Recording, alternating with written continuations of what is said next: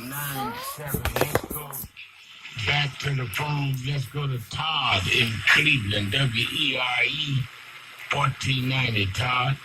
Hey, Reverend Al Sharpton. I initially called for a different matter.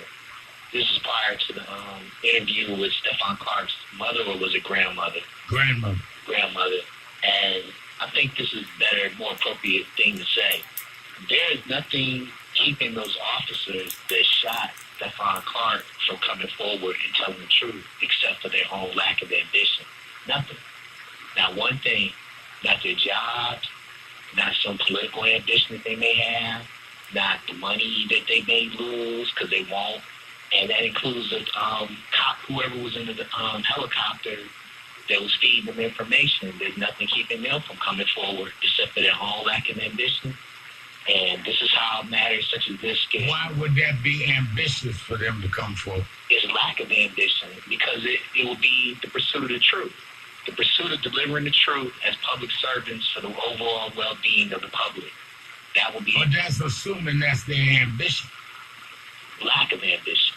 No, I'm saying, but if they came forward, you're saying that they would be showing ambition, right? So that would be the demonstration of that ambition of pursuing... Yeah, but I'm saying we assume that they have that ambition. No, I'm saying they don't. It's because they have a lack of it that they haven't come forward, and that's the only thing that's keeping them from coming forward. And... Well, maybe you and I define ambition differently.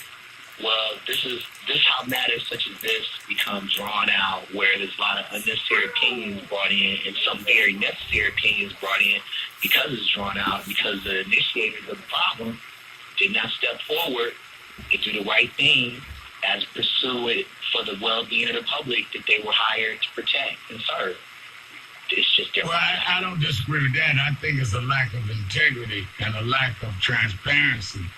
And I think that that is why those that have integrity and those that demand integrity from people we pay must come forward so the truth can be forced out. And even when we are, in many ways, I would say temporarily blocked, we have to keep going. The truth must come out. We can't keep living like this. That's all I have to say on the matter. I'll talk to you another time.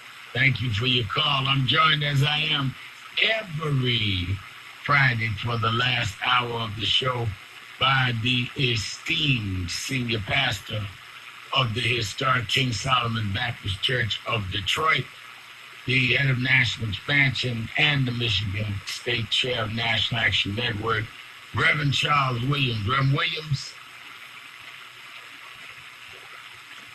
Hello. So thank you so much. It's always good to be here, and I always enjoy all of the conversation and the comments. You know, Rev, I was thinking this morning about what we were going to exhale about, and I noticed that we always have many issues that are in front of us. And one of the issues that I certainly want to exhale about is the issue of police brutality that we continue to have to deal with. I saw this morning that our brothers, Reverend Kips and John Foy, our crisis director, is leading the charge on Shahid Vassell from Crown Heights area, where they're doing a lot of gentrifying and folks are being accused. The police are doing what they have done in many circumstances that have been unfortunate, is shooting our brothers and our sisters down. And then I looked at what we have done and what's happening in San Francisco, Sacramento, with Reverend Tullis and Reverend Harris working diligently on the Stephon Clark case. And then we paused this week to celebrate Dr. Martin Luther King, or commemorate, I won't say celebrate, but definitely commemorate the slaying moment of Dr. King's life. You spent much time in Memphis and Atlanta, from New York and all over the country, also through D.C., and watching those and all of what happened with Cleveland and their celebration and the celebrations in Detroit. We celebrated them everywhere. I thought about that celebration, and I thought about what work we got ahead. And I realized that one benefit we have is that we do have a tradition that is still alive.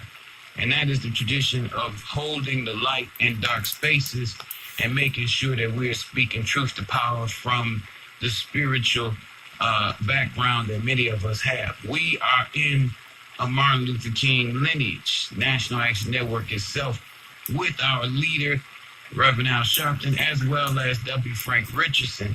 And I thought about that. And I said, you know, Reverend Sharpton has done a very good job at continuing to build leaders. This National Action Network has done a very good job at continuing to build leaders. And I realized that we got issues everywhere. And those issues have to be dealt with everywhere. And so it may be somebody listening who's saying, I'm ready to get involved. I want to be a part of this movement. Might be a minister, might be in the pulpit, might be in the congregation, might not be anything, but a person who's ready to go to work. The place to join us, and I know people can still go to the website and sign up, but it's still time to make it there. The place to join us is the National Action Network Convention on the 18th through the 21st in New York. Join the tradition of Dr. Martin Luther King, the tradition that has passed on to Reverend Sharpton, and passed on to Kirsten Ford and Stephen Clark, and K.W. Toulis and Shane Harris and Tamika Mallory and Ebony Riley, and the list